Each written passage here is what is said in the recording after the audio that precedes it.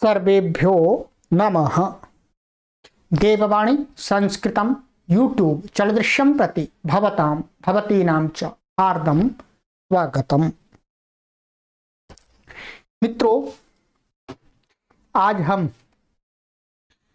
रचनानुवाद कौमुदी की लाइव कक्षा संख्या 115 को पढ़ने जा रहे हैं।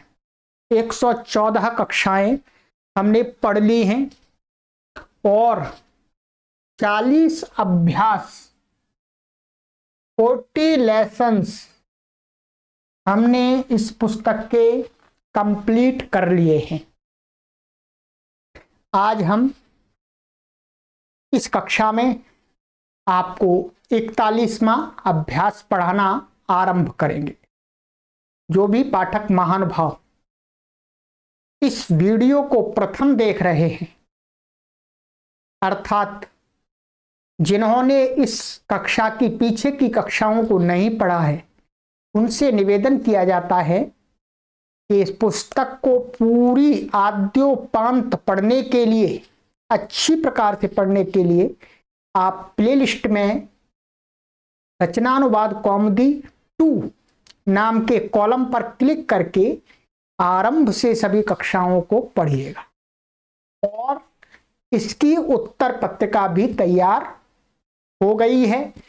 अपना जो भी होमवर्क आपको दिया जाता है, उस गृह कार्य को आप उत्तर पत्रिका से मिलान भी अवश्य करते रहें। प्लेलिस्ट में रचनानुवाद कौमुदी उत्तर पत्रिका नाम का एक कॉलम बना दिया गया है, उस पर आप क्लिक करेंगे, आपको पूरी आंसर शीट उपलब्ध हो जाती है। आपसे कोई पैसा नहीं लिया जाता, कोई शुल्क नहीं लिया जाता। मित्रों, संस्कृत का मिशन के रूप में यह कार्य चल रहा है। संस्कृत भाषा को 1 करोड़ लोगों को निःशुल्क सिखाने के लिए इस अभियान का प्रारंभ हुआ है। मित्रों, हम केवल और केवल संस्कृत भाषा के लिए कार्य कर रहे हैं। मित्रों, आप यहां पर लिखा हुआ देख रहे होंगे देववाणी संस्कृतम यूट्यूब चैनल, जिस पर आप पढ़ रहे हैं। और इसका जो लक्ष्य है 1 करोड़ लोगों को निःशुल्क ऑनलाइन शुद्ध संस्कृत संभाषण एवं लेखन सिखाना। हमने पूर्णतः इसको निःशुल्क किया हुआ है। आप आइएगा, देववाणी संस्कृतम यूट्यूब चैनल को सब्सक्राइब कीजिएगा और पढ़ना आरंभ कीजिएगा। यदि आपको समझ में नहीं आता है कि आपको कहाँ से पढ़ना है, आप कहाँ से आपको पढ़ना चाहिए, तो आप इस व्हाट्सएप नंबर पर हमसे संपर्क करके जानकारी प्राप्त कर सकते हैं, सुझाव प्राप्त कर सकते हैं, अथवा कॉल करके भी आप सुझाव प्राप्त कर सकते हैं आवश्यक हो तो। क्योंकि मित्रों, ये नंबर लाखों लोगों के बीच में चला गया है। बहुत सारे लोग बिना प्रयोजन के कॉल करते रहते हैं, इसलिए फिर कॉल कम उठाया जाता है। व्हाट्सएप पर आप पूछेंगे तो आपको हम सही सुझाव दे सकेंगे। इसलिए आप व्हाट्सएप पर ही हमारे साथ में जुड़िएगा, कॉल करने से बचिएगा। और मित्रों, आप समझते हैं इतना बड़ा ये अभियान चल रहा है। आज आप देखेंगे देववाणी संस्कृतम यूट्यूब चैनल पर 2500 से अधिक वीडियोज अपलोड कर दी गई हैं संस्कृत शिक्षण की। आप समझ रहे होंगे कितना विशाल काम। 2500 लेक्चर, और वो भी केवल मेरे लेक्चर और किसी के लेक्चर नहीं। आप समझ सकते हैं 2500 लेक्चर देने के लिए व्यक्ति को कितनी शक्ति को लगाना पड़ता है, कितना उसको समय देना होता है, कितना पुरुषार्थ करना होता है, परिश्रम करना होता है।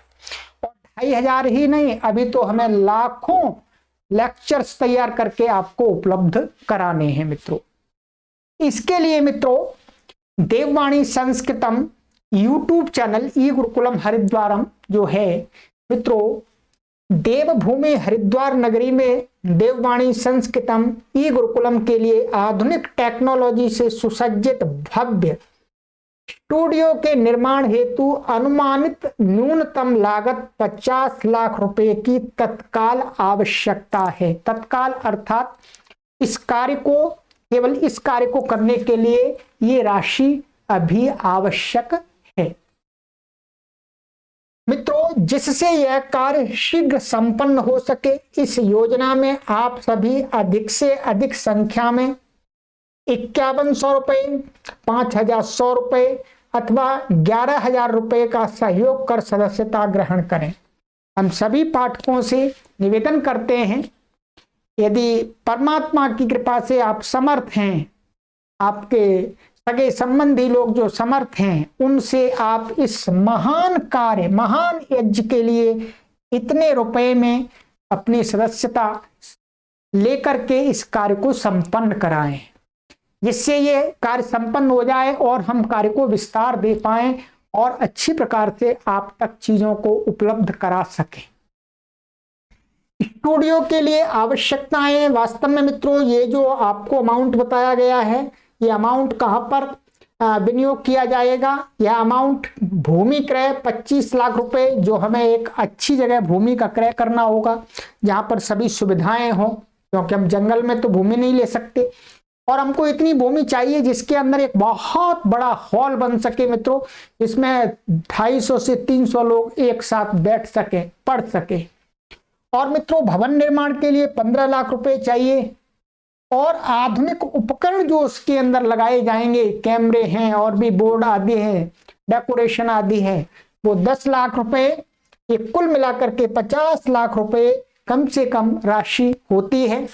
तो मित्रों, आप अपना निम्न माध्यम से ही अपना सहयोग हमें प्रदान कीजिएगा। ये आपको यहाँ पर ये अकाउंट नंबर दिया गया है, ये सारी गतिविधियां इसी अकाउंट से संचालित हो रही हैं मित्रों। तो आपसे निवेदन किया जाता है कि आप अपना अधिक से अधिक सहयोग स्वयं दें मित्रों और दूसरों से भी कराएं। मित्रों, एक तो ये कार्य हमें संपन्न करना है आपके सहयोग से। इसके अलावा ये प्रति माह ये जो गतिविधियां चलती हैं, इसके लिए भी हमको व्यवस्था करनी होती है और व्यवस्था हम आपसे ही करते हैं, आपका ही सहयोग से ये सब कुछ चलता है। तो मित्रों, इसमें आप सभी से निवेदन किया जाता है कि देववाणी संस्कृतम ई गुरुकुलम पूर्णतः आप सभी के सहयोग से निःशुल्क संचालित होता है। इसमें मेरा कुछ भी नहीं है, मैं तो केवल पढ़ाने वाला व्यक्ति हूं और ऐसा पढ़ाने वाला व्यक्ति हूं कि पैसे नहीं लेता हूं, ठीक है, पढ़ाता हूं और साथ में ये व्यवस्था भी करता हूं आपके सहयोग से। इसे संचालित करने में प्रति माह 25 से 30,000 रुपए व्यय होता है मित्रों। इसके लिए आप सब कुछ देख रहे हैं, बहुत सारे खर्चे हैं इसके। कृपया इस संस्कृत के महान यज्ञ को अबाध रूप से निरंतर संचालित करने हेतु आप सभी प्रति माह स्वेच्छा पूर्वक अपना आर्थिक सहयोग प्रदान करते रहे मित्रों। इसमें आप हम सभी से यही निवेदन करते हैं कि इस प्रति माह के व्यय को भी हम आपके सहयोग से आसानी से पूर्ण कर सकें। इसलिए आप 500 रुपये प्रति माह दे सकते हैं, 1000 रुपये प्रति माह दे सकते हैं, 2000 रुपये दे सकते हैं, आप 251 रुपये दे सकते हैं, 100 रुपये दे सकते हैं मित्रों। जो भी आपका सामर्थ्य बने वो आप हमें इस कार्य को निरंतर चलाने के लिए देते रहें। ये मित्रों, हम आपसे निवेदन करते रहते हैं, निरंतर कर रहे हैं और आगे भी करते रहेंगे, क्योंकि हम ये सामाजिक कार्य कर रहे हैं, सभी का कार्य कर रहे हैं। ये मेरा व्यक्तिगत कार्य नहीं है, ये संपूर्ण मानवता का कार्य है, इसलिए मानवता के सहयोग से ही ये कार्य संपन्न होगा। चलिएगा मित्रों, आपका सहयोग हमें निरंतर मिलता रहे, हम ऐसी आपसे प्रार्थना करते हैं। अब मित्रों, ये 40वां अभ्यास था। 40वां अभ्यास मैंने आपको पढ़ा दिया है, आप देख रहे होंगे।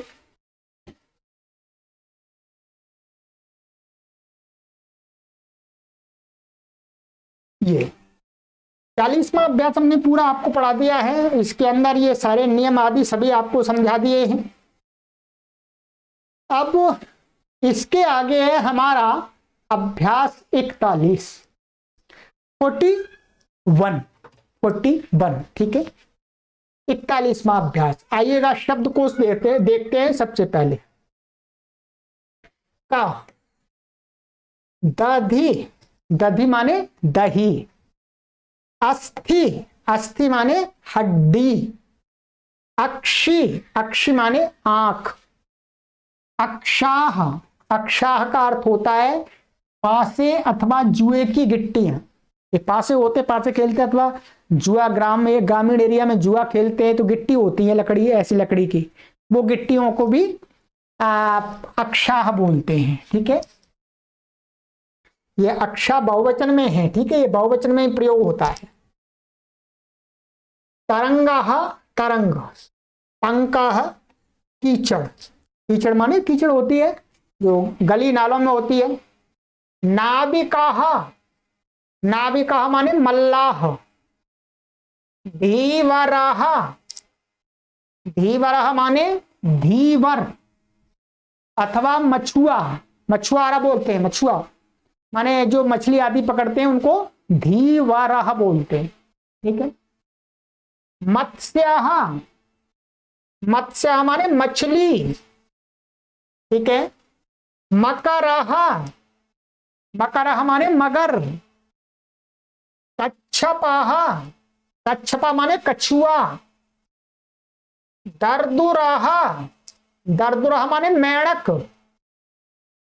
तडागाह, तडागाह माने तालाब। कूपाह, कूपाह माने कुआं। बिंदुह, बिंदुह माने बूंद। नौका, नौका माने नाव। तटम, तटम माने तट अथवा किनारा। सईकतम, सईकतम माने नदी का रेतीला जो एरिया होता है। ठीक है, किनारा, रेतीला किनारा। जालम, जालम माने जाल। कमलम, कमलम माने कमल। ठीक है, ये शब्द हैं, सरल शब्द हैं सभी। ठीक है, तो ये शब्द है आपके दधि, अस्थि, अक्षी। इनके रूप तो आपको आज याद कराएंगे। ठीक है, ये राम के समान चलते हैं, ये भी राम के समान, ये भी राम के समान, ये भी राम के समान, ये भी, ये भी, ये भी, ये भी, ये भी, ये भी, और यहां तक ये भी कूपाह, ये भी राम के समान रूप चलेगा। और बिंदु ये चलेगा आपका गुरु के समान। कैसे चलेगा? गुरु के समान। नौका, नौका, ये नौका का ये चलेगा आपका रमा के समान। कैसे चलेगा? रमा के समान। तटम, तटम ये चलेगा आपका गृहम के समान, और ये भी गृहम के समान चलेगा। ये भी चलेगा, ये भी चलेगा, ये गृहम के समान चलेंगे यहां से। ठीक है, तो इस प्रकार से इन शब्दों के आपको रूप चलाने हैं। ठीक है, चलिएगा अब आगे आ जाइएगा मित्रों।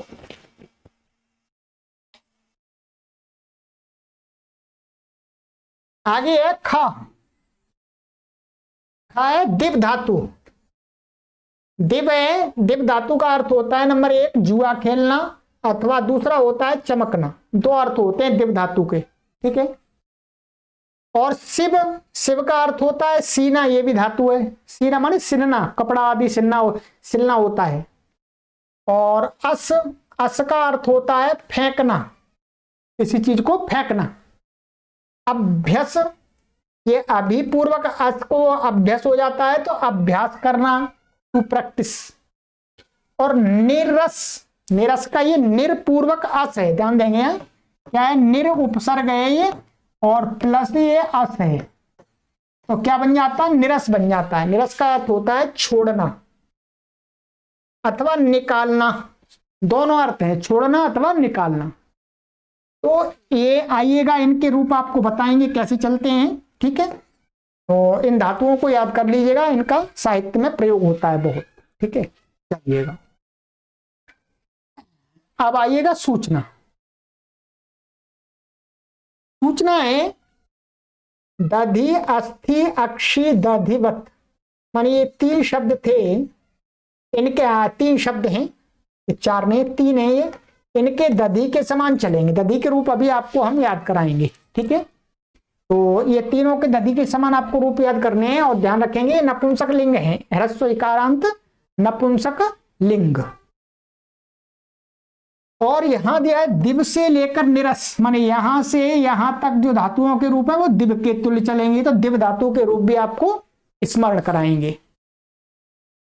आइएगा व्याकरण के विभाग में ये पढ़ाएंगे आपको, दधि शब्द के रूप पढ़ाएंगे, दिव धातु के रूप, और घई प्रत्यय और पंचमी के नियमों की आवृत्ति कराएंगे। ठीक है, चलिएगा देखते हैं। ये लीजिए,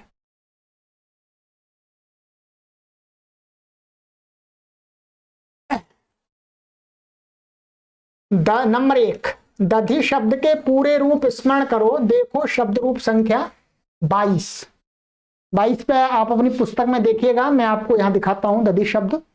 ये लीजिएगा, ये दधि शब्द आपका 22 नंबर है, 130 पेज पर है। ठीक है, खोल लीजिएगा पुस्तक और ये लीजिएगा। ठीक है,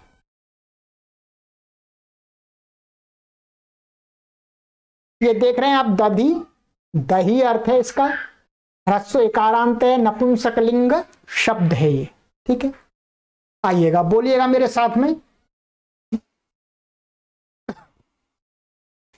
दाधी, दाधिनी, दाधीने, दाधी, दाधिनी, दाधीने, दधना, दधिभ्याम, दधिभिः, दधने, दधिभ्याम, दधिभ्यः, दध्नः,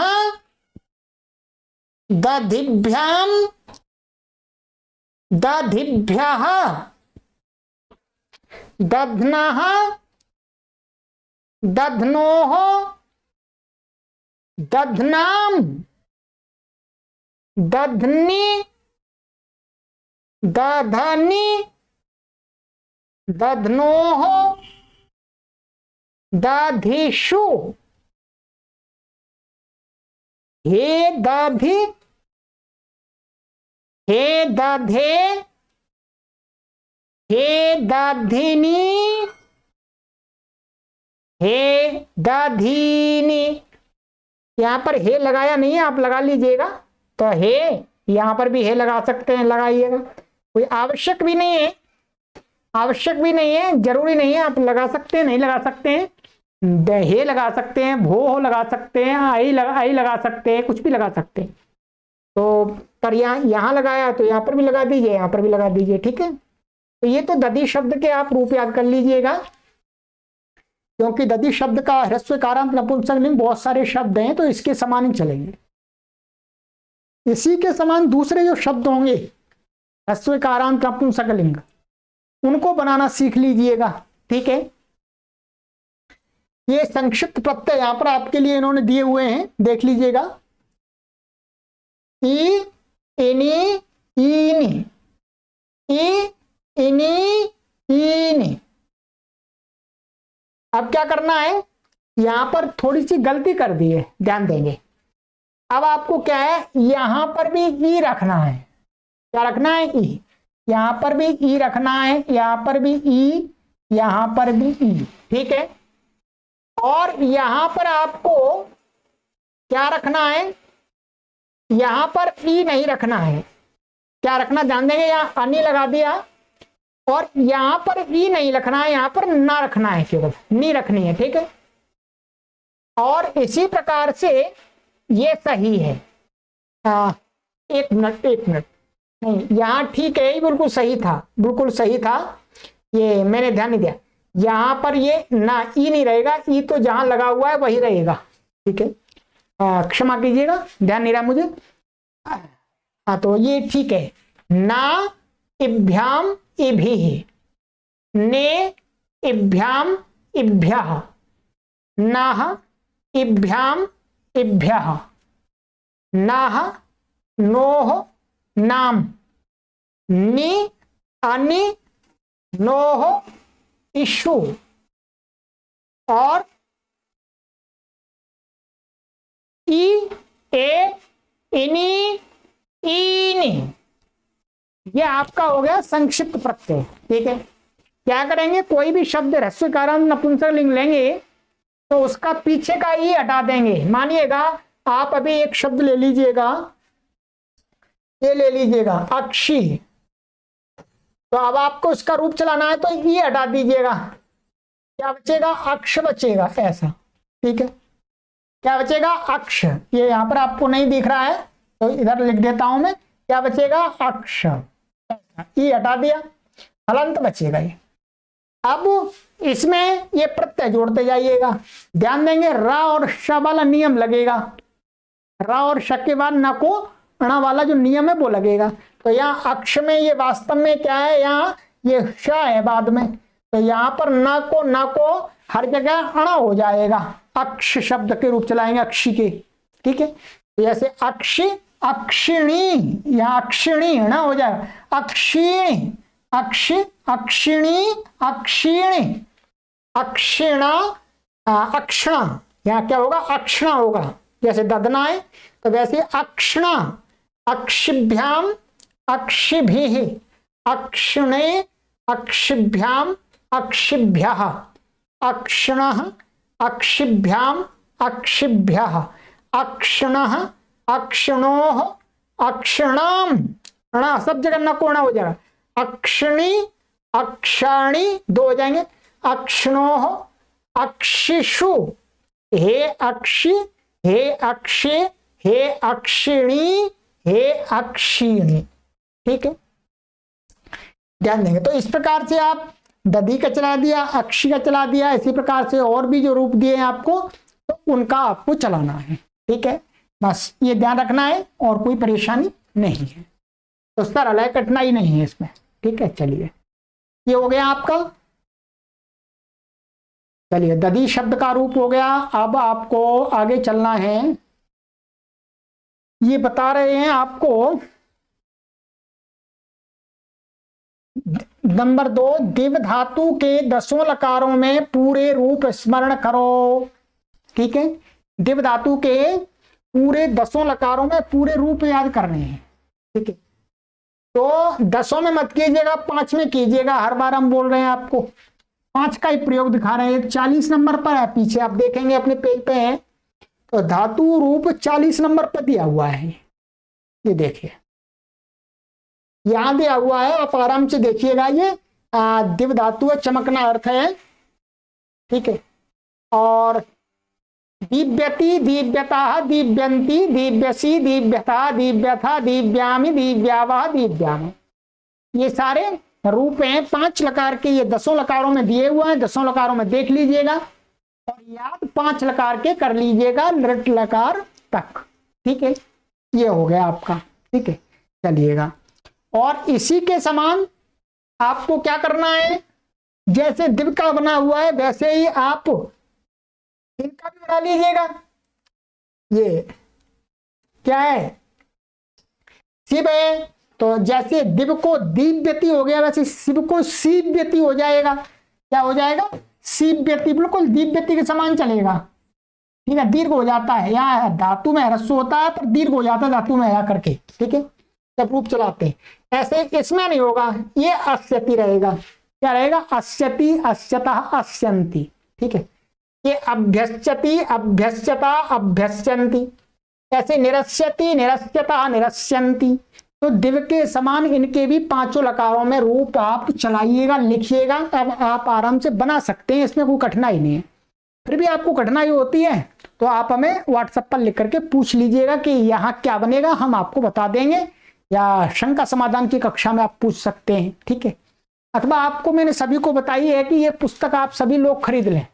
ये मैंने आपको फिर दिखा देता हूं आपको, ये एक रूपचंद्र का पुस्तक है, बहुत सुंदर पुस्तक है।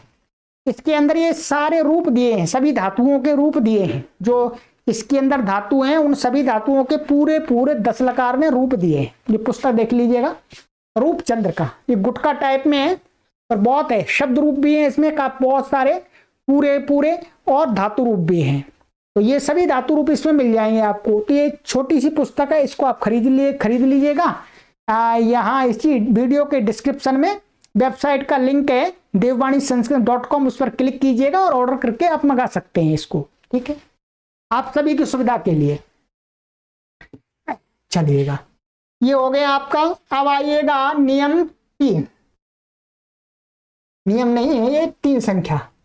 अभ्यास 13 में दिए पंचमी के नियमों का पुनः अभ्यास करो। अब पंचमी में जो आए थे 13 में, अभ्यास में 12 में भी पंचमी आया था, इसमें भी आया, तो इसमें अब जो भी दिए उनका भी हम अवलोकन कर लेते हैं। आ जाइए, चलिए, ये आपका 13वां अभ्यास है। ठीक है, इसके अंदर ये पंचमी के नियम थे। कितने नियम हैं?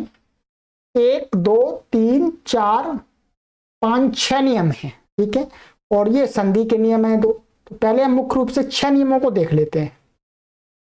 देखिए, पंचमी 51वां नियम, जुगुप्सा विराम आदि, ये क्या है? वार्तिक है। क्या है? वार्तिक। ये कहता है जुगुप्सते विरमति प्रमाद्यति, ये धातुएं हैं। ठीक है, तो इनके साथ में पंचमी होती है, माने जिससे, माने इनका जुगुप्सति माने जिससे जुगुप्सा की जाती है, जिससे रोका जाता है, जिससे प्रमाद किया जाता है, उसमें पंचमी हो जाती है। जैसे पापात जुगुप्सते, अथवा पापात विरमति, अथवा धर्मात प्रमाद्यति, तो ये पंचमी हो गई, धर्मात में, पापात में। सरल है। नियम 52,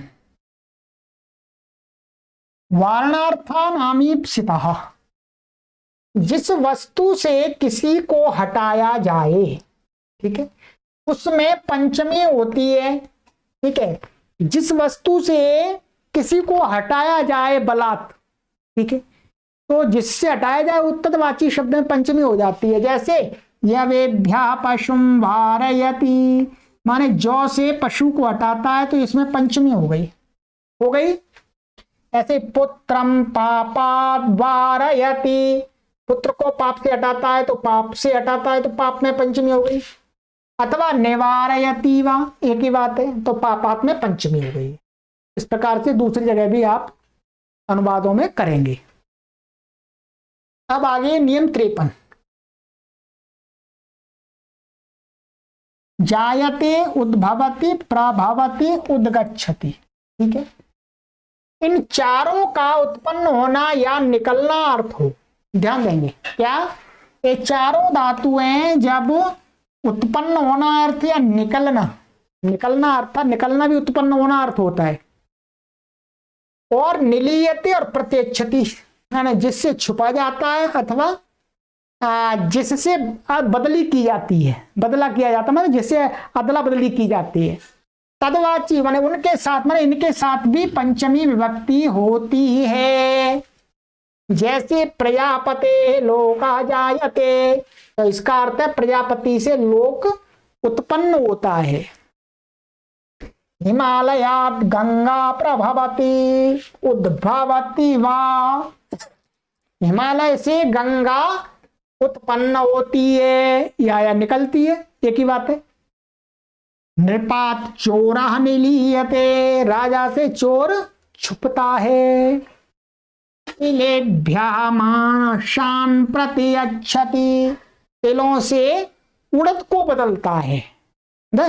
अदला बदली माने तिलों से माशों को प्रतियच्छति माने बदलता है। तिलेभ्यः माशान् प्रतियच्छति माने तिलों, हिंदी में बोलते तिलों से उड़द को बदलता है। क्या है? तिलों से उड़द को बदल देता है। ठीक है, तो यहां तिलेभ्या में क्या हो गई? पंचमी हो गई।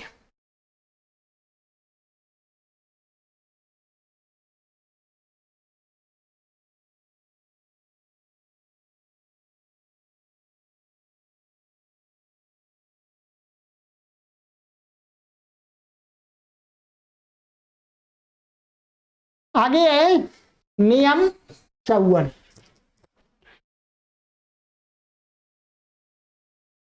पंचमी विभक्ति।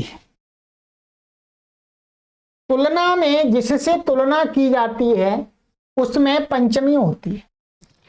जब दो में तुलना की, तुलना के लिए दो से होनी चाहिए कम से कम, तो कहते हैं तुलना में जिससे तुलना की जाए, ठीक है, जिससे तुलना की जाए उसमें क्या हो जाती है, पंचमी है। जैसे रामात कृष्ण पटुतरः, राम से कृष्ण चालाक है, तो राम और कृष्ण में तुलना की जा रही है, तो किससे तुलना की जा रही है, राम से, इसलिए राम में पंचमी हो गई।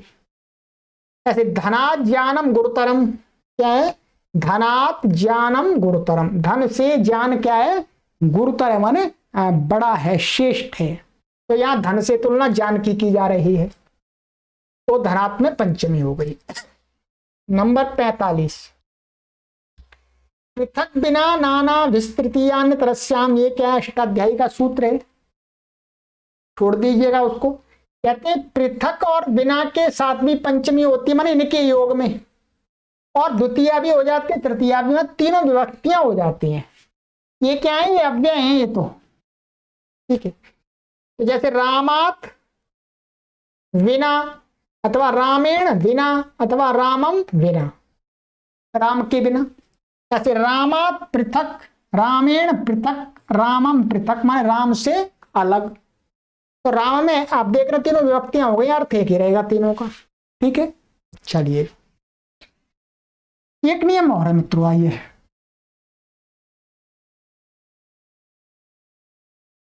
नियम 56, दूरांतिकार्थेभ्योन्यतरस्याम, सूत्र है, कोई बात नहीं, छोड़ दीजिएगा।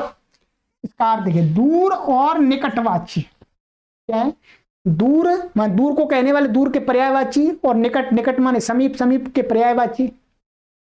शब्दों में पंचमी, द्वितीया और तृतीया तीनों होती हैं, इन शब्दों में ही होती हैं, इनके योग में नहीं कह रहे यहाँ पे। क्या है, दूर और समीपवाची शब्दों में द्वितीया, पंचमी, तृतीया, तीन विभक्तियां होती हैं। जैसे ग्रामस्य दूरात्, अथवा ग्रामस्य दूरेण, अथवा ग्रामस्य दूरम, एक ही अर्थ है इसका, गांव से दूर, गांव के दूर, ठीक। तो ये तो हो गए मित्रों पंचमी के नियम। इसी अभ्यास में एक संधि का नियम और था, ये इसको भी चलते चलते देख लेते हैं, अब क्या छोड़ना है इसको जी। ये वृद्धिरादय चेवी सूत्र है। जब व्याकरण शास्त्र में संस्कृत के विषय में, संस्कृत पढ़ते पढ़ाते समय हम कहते हैं वृद्धि, तो वृद्धि का अर्थ होता है आ, आई, औ को वृद्धि कहते हैं संस्कृत भाषा के अंदर। व्याकरण में आ, आई, औ को क्या बोलते हैं, वृद्धि। वृद्धि कहने से क्या बोध होता, आ, आई, औ, ठीक है। अब देखिएगा इसका प्रयोग हमें कहां करना होता है, जैसे नियम 58, वृद्धिरेचि, क्या है, वृद्धिरेचि, देखिए आ या आ के बाद ए आई हो तो आई, ध्यान दिया, आ हो अथवा आ हो, इसके बाद में यदि ए आ जाए या आई आ जाए तो दोनों को आ और आई औ को मिला करके आई हो जाता है। और आ के बाद में ओ या औ हो तो उसको आगे पीछे दोनों को मिलकर के औ हो जाता है, होता है, ठीक है। जैसे तदा प्लस ए कहा, तो आ है और ए है, तो मिलकर के आ और ए को आई हो गया, तदाई कहा, वृद्धि हो गई। ऐसे तस्य प्लस ऐश्वर्यम, तस्यैश्वर्यम, तंडुल प्लस ओदनम, तंडुलौदनम, महा प्लस औषधि, महौषधि। बन गई बात, बन गई बात। चलिएगा, ये हो गया आपका 13वें अभ्यास की आवृत्ति। तो आज की कक्षा में इतना ही करेंगे, आगे की कक्षा में आपको इन नियमों को विस्तार से पढ़ाऊंगा मैं, सूत्रों के साथ में। इसको तैयार कीजिएगा, दधि आदि शब्द के रूप याद कीजिएगा मित्रों, और ये शब्दकोश याद कर लीजिएगा, और अनुवाद बनाते रहिएगा। साथ साथ में आप अब क्या करेंगे, अब आप कोई भी संस्कृत की कोई पुस्तक ले लीजिएगा, संस्कृत साहित्य की कोई पुस्तक ले लीजिएगा, उस पुस्तक को अब पढ़ना आरंभ कीजिएगा स्वयं। अब इतना आपको पढ़ा दिया मैंने, आगे पढ़ते रहेंगे आप। इसके साथ साथ अब आपको क्या करना है कि आप पंचतंत्र पढ़ना आरंभ कर दीजिएगा। या हितोपदेश पढ़ना आरंभ कर दीजिएगा। आपको यहाँ देववाणी संस्कृतम.com वेबसाइट पर मिल जाएगा, हितोपदेश भी मिल जाएगा, पंचतंत्र मिल जाएगा, अथवा और भी छोटी छोटी पुस्तकें वहां संस्कृत की मैंने रखी हुई हैं। उनमें से कोई भी एक दो पुस्तक साहित्य की, उनको पढ़ना आरंभ कीजिएगा। और अब आप इतनी संस्कृत सीख गए हैं कि उसमें से 80% भाग को आप स्वयं अर्थ लगा सकेंगे, अर्थ कर सकेंगे। 20% या 10% रहेगा, उसका आप अनुमान से लगाइएगा और आगे इसको पढ़ते रहिएगा। ध्यान दीजिएगा, संस्कृत को और अच्छा करने के लिए, पक्का करने के लिए आपको संस्कृत साहित्य पढ़ना पड़ेगा। ये तो केवल हम नियम सिखा रहे हैं, थोड़ा सा अभ्यास करा रहे हैं, परंतु आपको ग्रंथों को पढ़ना है। तो ग्रंथों को आप धीरे धीरे पढ़ना आरंभ कर दीजिएगा, ठीक है। क्योंकि मैं आपको सारी चीज पढ़ाऊं, ये संभव नहीं होता कि गुरु हर चीज को पढ़ाए, ऐसा नहीं होता। गुरु केवल मार्ग दिखा देता है, थोड़ा सा पटरी पर चढ़ा देता है, गाड़ी को भाई हैंडल पकड़ना सिखा देता है, फिर अपने आप चलाओ गाड़ी आराम से आराम से चलाओ, कहीं थोड़ी सी गिर जाए तो फिर उठा लो, फिर चल दो, ठीक है। अब गुरुजी ने आपको लाइन पर चढ़ा दिया है, ठीक है। तो हाँ, तो अब संस्कृत साहित्य की कोई भी पुस्तक लेकर के पढ़ना आरंभ कर दीजिएगा। 4 पंक्ति पढ़िएगा डेली, 5 पंक्ति पढ़िएगा, आधा पेज पढ़िएगा, 1 पेज पढ़िएगा, 1 पैराग्राफ पढ़िएगा। जितना भी आपके पास में समय है, जरूर प्रतिदिन आप थोड़ा सा साहित्य की पंक्तियों को पढ़ते रहिएगा। आप गीता को भी पढ़ सकते हैं, गीता की पंक्तियों, श्लोकों का भी अर्थ लगाना इससे आप सीख सकते हैं, ठीक है। चलिएगा, आगे की कक्षा में मिलते हैं। सर्वेभ्यो नमः।